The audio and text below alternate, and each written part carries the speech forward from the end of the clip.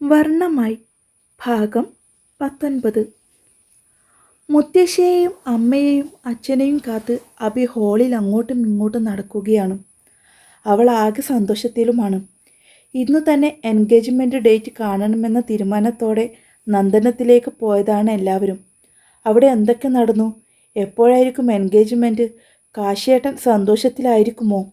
കല്യാണം വേഗം നടത്താൻ എല്ലാവരും തീരുമാനിക്കുമോ? ഓരോന്നോർത്തുകൊണ്ട് നാണം കുടുങ്ങിയും സന്തോഷിച്ചും അപ്പി സമയം തള്ളി നിൽക്കാൻ തുടങ്ങി. അതേ സമയമായിരുന്നു പുറത്ത് മുത്തശ്ശിയുടെയും അമ്മയുടെയും ശബ്ദം അഭി കേട്ടതും. രണ്ടുപേരുടെ ശബ്ദം കേട്ടതും നിറഞ്ഞ സന്തോഷത്തോടെ അഭി ഹാളിൽ നിന്നും കോലായിലേക്ക് ഇറങ്ങിയതും ഇരുണ്ട മുഖത്തോടെ കയറി വരുന്ന അമ്മയെയും മുത്തശ്ശിയെയുമാണ് അഭി കണ്ടത്. നിറഞ്ഞ സന്തോഷത്തോടെ വന്നവൾ അകത്തേക്ക് കയറി വരുന്നവരുടെ ഇരുണ്ട മുഖം കണ്ടതും താനെ അവളുടെ മുഖത്തുള്ള സന്തോഷം മാഞ്ഞിരുന്നു. എന്താ അമ്മേ? എന്താ മുത്തശ്ശി? അവരുടെ മുഖത്തെ ഭാവം കണ്ട് അഭിക്ക് മനസ്സിലാകുന്നുണ്ട് അരുതാത്തത് എന്തൊക്കെയോ അവിടെ നടന്നിട്ടുണ്ടെന്ന്. എന്നാൽ അഭിക്ക് മറുപടി നൽകാതെ കോലായിൽ നിന്നും ഹാളിലേക്ക് കയറി മുത്തശ്ശിയും ഗൗരിയും ഒപ്പം നേരെ അവർ വന്ന് സോഫയിലേക്ക് ഇരിക്കുകയും ചെയ്തു. എന്താ അമ്മേ, ഞാൻ ചോദിച്ചതിന് മറുപടി താ. അവർക്ക് പുറകെ അരിശത്തോടെ വന്നവൾ സോഫയിലിരിക്കുന്ന തൻ്റെ അമ്മയെയും മുത്തശ്ശിയെയും നോക്കി ചീറി. അതേസമയം തന്നെയായിരുന്നു രാമഭദ്രനും അകത്തേക്ക് കയറി വന്നത്. അയാൾ അഭിയെ ഒന്ന് നോക്കിക്കൊണ്ട് ഗൗരി ഇരിക്കുന്നതിൻ്റെ ഓപ്പോസിറ്റുള്ള സോഫയിലേക്ക് വന്നിരുന്നു. എന്താ എല്ലാവരുടെയും മുഖമൊക്കെ വല്ലാതെ ഇരിക്കുന്നത്? എന്താ കാര്യം? എന്താണെങ്കിലും പറയ്, ഞാനും അറിയട്ടെ. ചോദിച്ചിട്ടും മറുപടി പറയാതെ മൂവരും ദേഷ്യത്തോടെ മൗനമായി ഇരിക്കുന്നത് കണ്ടതും അഭിക്ക് കൂടുതൽ ദേഷ്യം തോന്നി. അതുകൊണ്ട് തന്നെ അവളുടെ ശബ്ദവും ഉയർന്നു. ഒന്നുമില്ല, ഒന്നും നടന്നിട്ടുമില്ല. വല്ലാത്ത അരിശത്തോടെ ഗൗരി പറഞ്ഞതും തൻ്റെ അമ്മ പറഞ്ഞതിനുള്ള പൊരുൾ മനസ്സിലായില്ല അഭിക്ക്. ഒന്നും നടന്നിട്ടില്ലെന്നോ? അമ്മ എന്താ ഉദ്ദേശിക്കുന്നത്? എവിടെയും തൊട്ടും തൊടാതെയുമുള്ള അമ്മയുടെ സംസാരം അഭിയെ ഭ്രാന്തമായ അവസ്ഥയിലേക്ക് എത്തിച്ചു. കല്യാണം നടക്കില്ലെന്ന് ഒറ്റ വാക്കിൽ വ്യക്തമായി ഗൗരി മറുപടി നൽകി. കല്യാണം നടക്കില്ലെന്നോ? അമ്മ പറഞ്ഞത് വിശ്വസിക്കാൻ കഴിഞ്ഞില്ല അഭിക്ക്. അവൾ തൻ്റെ അച്ഛനെയും മുത്തശ്ശിയെയും നോക്കി. രണ്ടുപേരുടെയും മുഖത്തുണ്ടായിരുന്നു തൻ്റെ അമ്മ പറഞ്ഞതിനുള്ള സത്യാവസ്ഥ എന്തെന്ന്. മുത്തശ്ശി! മൗനമായി ഇരിക്കുന്ന മുത്തശ്ശിയുടെ അരികിലേക്ക് അഭി ചെന്ന് വിളിച്ചു. ഒപ്പം മുത്തശ്ശിയുടെ കൈകളിലേക്കും അവൾ പിടുത്തമിട്ടു. അവനിപ്പോൾ കല്യാണത്തിന് സമ്മതമല്ലെന്ന്. എൻ്റെ കുട്ടി സങ്കടപ്പെടേണ്ട. കാശി തന്നെ എൻ്റെ കുട്ടിയുടെ കഴുത്തിൽ താലി കെട്ടും. നിറമിഴികളോടെ തൻ്റെ അരികിലിരിക്കുന്ന പേരക്കുട്ടിയുടെ മുടിയിഴകളിൽ തഴുകിക്കൊണ്ട് മുത്തശ്ശി സമാധാനിപ്പിച്ചു. കാത്തിരുന്നോ, കാശേട്ടൻ ഇപ്പോൾ കെട്ടും. അതേസമയമായിരുന്നു ആമി അകത്തേക്ക് കയറി വന്നത്. അമ്മയുടെയും മുത്തശ്ശിയുടെയും സംസാരം കേട്ടു വന്നവൾ തീർത്തും പരിഹാസം മട്ടിൽ പറഞ്ഞു. ആമി, വേണ്ട, എൻ്റെ കുട്ടി സങ്കടപ്പെട്ടിരിക്കുകയാ.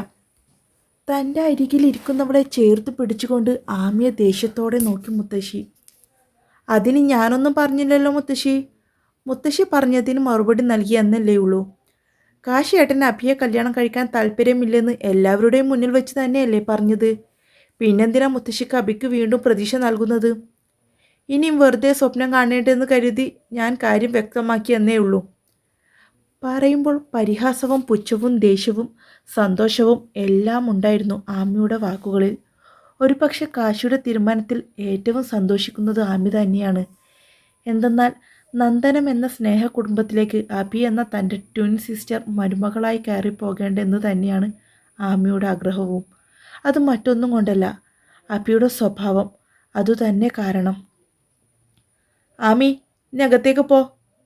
ആമിയുടെ സംസാരം ഇഷ്ടപ്പെടാതെ വന്ന രാമഭദ്രൻ ഉറക്കെ പറഞ്ഞു. അല്ലെങ്കിലും നിങ്ങളുടെ ഇടയിൽ ഞാനൊരു അധിക പറ്റാണെന്ന് എനിക്കറിയാം. ഞാൻ പോകുന്നു. ഇനി ഞാൻ ഉണ്ടായിട്ട് നിങ്ങളോട് ഡിസ്കസ് മുടങ്ങേണ്ട. അത്രയും പറഞ്ഞുകൊണ്ട് മുത്തശ്ശിയുടെ അരികിൽ മുത്തശ്ശിയുടെ ചുമലിൽ തലവെച്ച് കണ്ണുനീരോടെ ഇരിക്കുന്നവളെ ആമി ഒന്ന് പുച്ഛിച്ചു നോക്കിക്കൊണ്ട് എല്ലാവരോടുമായി പറഞ്ഞ് അവിടെ നിന്നും തൻ്റെ റൂമിലേക്ക് പോയി.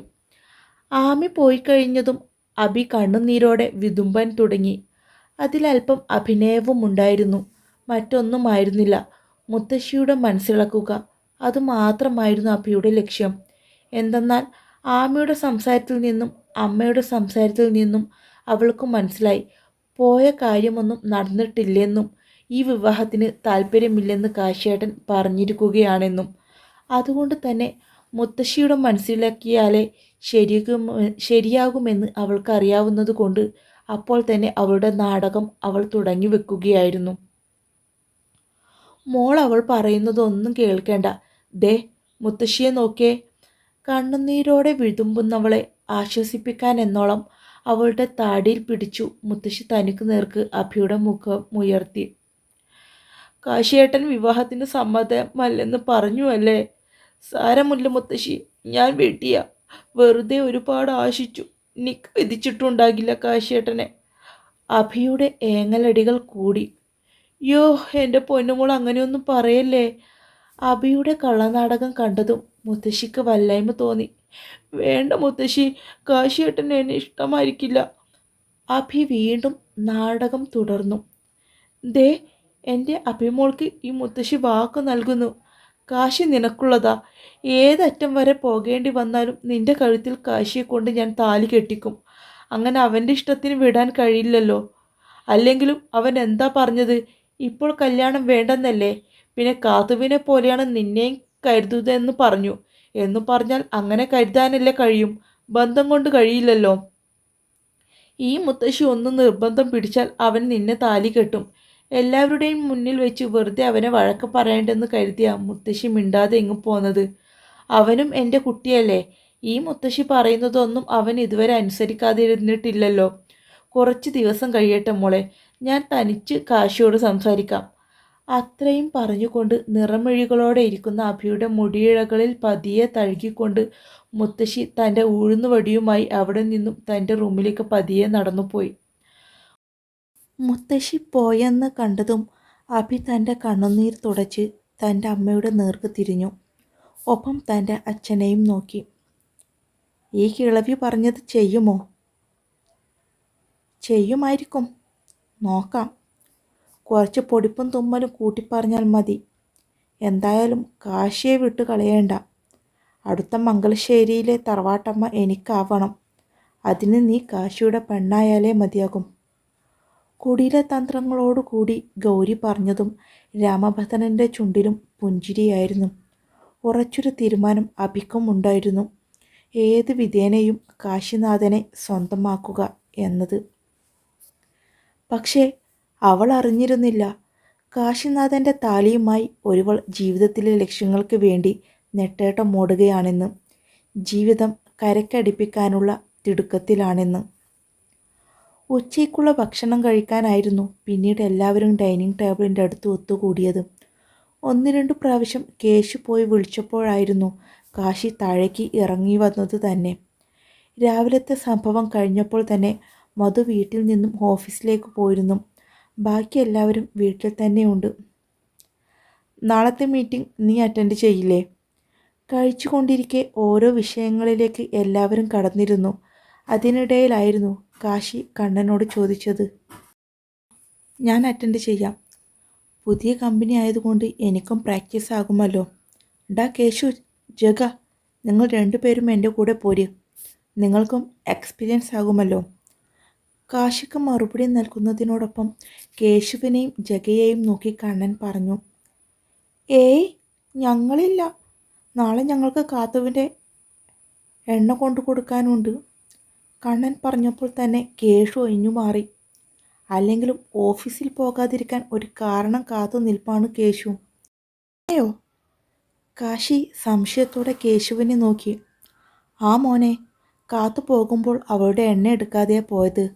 നിനക്കറിയാവുന്നതല്ലേ, കാച്ചിയ എണ്ണ തേച്ചില്ലെങ്കിൽ പെണ്ണിന് തലവേദന വരും.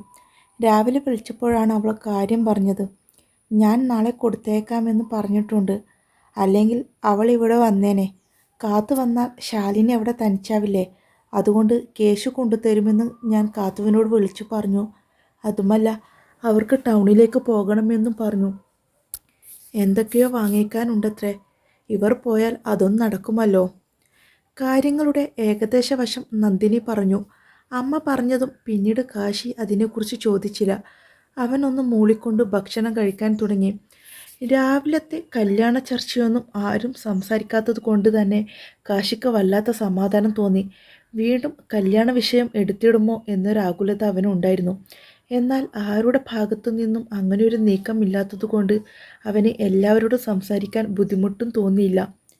ഏട്ടാ, രാത്രിയിൽ ബാൽക്കണിയിൽ ഇരിപ്പായിരുന്നു കാശി. അവിടേക്കാണ് കേശും ജഗയും വന്നത്. എന്താടാ? ഗൗരവത്തോടെ തൻ്റെ മുന്നിൽ നിൽക്കുന്ന രണ്ടിനെയും കാശി നോക്കി. ഏയ്, ഒന്നുമില്ല, വെറുതെ. പറയുന്നതിനോടൊപ്പം കേശു ഏട്ടൻ്റെ അരികിലുള്ള സീറ്റിലേക്ക് പതിയെയിരുന്നു. ഒപ്പം ജഗയും. അങ്ങനെ വെറുതെ ഒന്നുമില്ലല്ലോ. എന്താ കാര്യം? ഇപ്പോഴും ഗൗരവത്തിൽ തന്നെ കാശി. അത് പിന്നെ ഏട്ടാ, ഒരു സംശയം ചോദിക്കാൻ വന്നതാ. ഏട്ടനോട് എങ്ങനെ ചോദിക്കുമെന്നൊരു വല്ലായ്കയുണ്ട് കേശുവിന്. എന്താ സംശയം? കയ്യിലെ ഫോൺ ഓഫാക്കി വെച്ചുകൊണ്ട് കാശി കേശുവിനെ കേൾക്കാനായി അവനെ തന്നെ നോക്കി. അതെന്താ മുത്തശ്ശി പറഞ്ഞിട്ടും അബിയെ കല്യാണം കഴിക്കാൻ ഏട്ടന് താല്പര്യമില്ലാതിരുന്നത്? മനസ്സിലുള്ളത് കേശു തുറന്നു ചോദിച്ചു. ആ ചോദ്യത്തിനു പിന്നിൽ ചെറിയൊരു കള്ളത്തരവുമുണ്ട്. എനിക്ക് അബിയെ കല്യാണം കഴിക്കാൻ താല്പര്യമില്ല, അത്ര തന്നെ. അത് മുത്തശ്ശി പറഞ്ഞാലും ആര് പറഞ്ഞാലും ഞാൻ കേൾക്കില്ല. അപ്പോൾ തന്നെ കാശി മറുപടി നൽകി. അല്ല, പൊതുവെ ഏട്ടൻ മുത്തശ്ശി പറഞ്ഞാൽ എന്തും കേൾക്കുന്നതാണല്ലോ. പിന്നെ എന്താ ഇപ്പോഴൊരു മുടക്കം പറഞ്ഞത്? അതുമല്ല, നിങ്ങളുടെ രണ്ടുപേരുടെയും വിവാഹകാര്യം മുൻപേ ചർച്ച ചെയ്തതാണല്ലോ. കാശിയേട്ടനും അതറിയാവുന്നതല്ലേ? കേശു വിടാൻ ഭാവമില്ല. ഏട്ടൻ്റെ കയ്യിൽ നിന്നും ഒന്ന് കിട്ടിയാലും മനസ്സിലെ സംശയങ്ങൾ തീർക്കാൻ തന്നെയായിരുന്നു കേശുവിൻ്റെയും ജഗയുടെയും ഈ വരവ്. അതിന് ചില കാരണങ്ങളുണ്ടെന്ന് കൂട്ടിക്കോളൂ. അതുമല്ല, അബിയെ ഞാൻ എൻ്റെ ഭാര്യയായി മനസ്സിൽ പോലും ചിന്തിച്ചിട്ടില്ല. അന്നൊക്കെ എല്ലാവരും പറയുമ്പോൾ സമയം വരുമ്പോൾ തിരുത്താമെന്ന് കരുതി. അല്ലാതെ ഏട്ടൻ ശാലിനിയുടെ കഴുത്തിൽ താലി കെട്ടിയത് കൊണ്ടല്ലല്ലേ? കാശി പറഞ്ഞു കഴിഞ്ഞതും അപ്പോൾ തന്നെ കേശു എടുത്തു ചോദിച്ചു. ഒരു വേള കേശുവിൻ്റെ ചോദ്യം കേട്ടതും കാശി ഒന്നും ഞെട്ടിപ്പോകാതിരുന്നില്ല. ഇവൻ എങ്ങനെ അറിഞ്ഞു എന്ന സംശയമായിരുന്നു കാശിക്ക്. അത് അവൻ്റെ മുഖത്തും പ്രകടമായി. നീ എങ്ങനെ? അതേ അമ്പരപ്പോടെ കേശുവിനെ കാശി നോക്കി. ഒപ്പം കേശുവിൻ്റെ തൊട്ടരികിലായി എളിയോടെ ഇരിക്കുന്ന ജഗയെയും കാശി ഒന്ന് തറപ്പിച്ചു നോക്കി. അതൊക്കെ ഞങ്ങൾക്കറിയാൻ പറയേട്ടാ. ശാലിനിയുടെ കഴുത്തിൽ ഏട്ടൻ താലി കെട്ടിയത് കൊണ്ടാണോ അഭിയുമായുള്ള കല്യാണത്തിൽ നിന്നും ഏട്ടൻ പിന്മാറിയത്? ഏട്ടൻ്റെ അരികിൽ നിന്നും ഓടാനായി തയ്യാറെടുപ്പിലായിരുന്നു കേശയും ജഗയും. എന്നാലും തങ്ങളുടെ സംശയങ്ങൾ അവർ ചോദിച്ചറിയുക തന്നെ ചെയ്യുന്നുണ്ട്. ഏട്ടൻ എപ്പോൾ കൈ വീശുന്നോ അപ്പോൾ ഏട്ടൻ്റെ അരികിൽ നിന്നും ഓടാനാണ് രണ്ടുപേരുടെയും പ്ലാൻ. അതിന് ആ സിറ്റുവേഷനിൽ ഞാൻ അവളുടെ കഴുത്തിൽ താലി കെട്ടിപ്പോയി എന്നേ ഉള്ളൂ. അല്ലാതെ ഞാൻ ആ താലിയെ അംഗീകരിച്ചിട്ടൊന്നുമില്ല. ആ താലിയും അഭിയുമായിട്ടുള്ള കല്യാണവും തമ്മിൽ ഒരു ബന്ധവുമില്ല. കേശുവും ജഗയും അറിഞ്ഞതിലുള്ള പകപ്പ് മാറ്റിക്കൊണ്ട് കാശി ഗൗരവത്തോടെ തന്നെ കാര്യം പറഞ്ഞു. ഞങ്ങൾ കരുതി ഒരു പെണ്ണിൻ്റെ കഴുത്തിൽ താലി കെട്ടിയിട്ട് മറ്റുള്ളവരുടെ കഴുത്തിൽ താലി കെട്ടുന്നത് ശരിയല്ലല്ലോ എന്ന് ഏട്ടൻ കരുതിയിട്ടുണ്ടാകുമെന്ന്. ശരിയേട്ടാ, എന്തായാലും ഏട്ടൻ്റെ ഇന്നത്തെ തീരുമാനത്തിന് ബിഗ് സല്യൂട്ട്. ഏട്ടന് ഒരിക്കലും അഭിചേരില്ല. ഏട്ടന് മാത്രമല്ല, ഞങ്ങളുമായിട്ട് അവൾ സെറ്റാവില്ല. എന്തായാലും ആ കുരിശ് ഒഴിഞ്ഞു പോയി. ഗുഡ് നൈറ്റ് ഏട്ടാ, രാവിലെ ഹോസ്റ്റലിലേക്ക് പോകേണ്ടതാണ്. കാശിയോട് പറഞ്ഞുകൊണ്ട് സീറ്റിൽ നിന്നും രണ്ടുപേരും എഴുന്നേറ്റു. ഗുഡ് നൈറ്റ് ഏട്ടാ.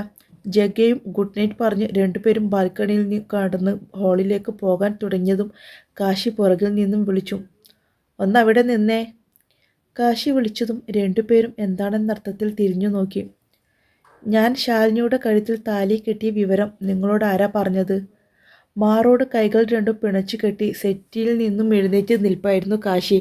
ഇത്രയും നേരം സംസാരിച്ചിരുന്ന മുഖമായിരുന്നില്ല അവൻ്റേത്. നേരെ മറിച്ച് ഗൗരവവും ദേഷ്യവും ഒക്കെ ആ മുഖത്ത് പ്രകടമാകുന്നത് ജഗയും കേശുവും കണ്ടു. അതു പിന്നെ എന്തു പറയണമെന്ന് ജഗയ്ക്കും കേശുവിനും അറിയുന്നുണ്ടായിരുന്നില്ല. മനസ്സിൽ ചെറിയൊരു സംശയം തോന്നിയതാണ്.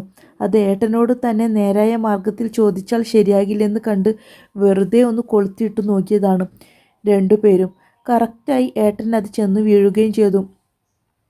ഞാൻ ചോദിച്ചത് കേട്ടില്ലേ? നിങ്ങളോട് ആര് പറഞ്ഞു? ഗൗരവം കൂടുതൽ ദേഷ്യത്തിലേക്ക് വഴിമാറുന്നുണ്ട് കാശിയിൽ.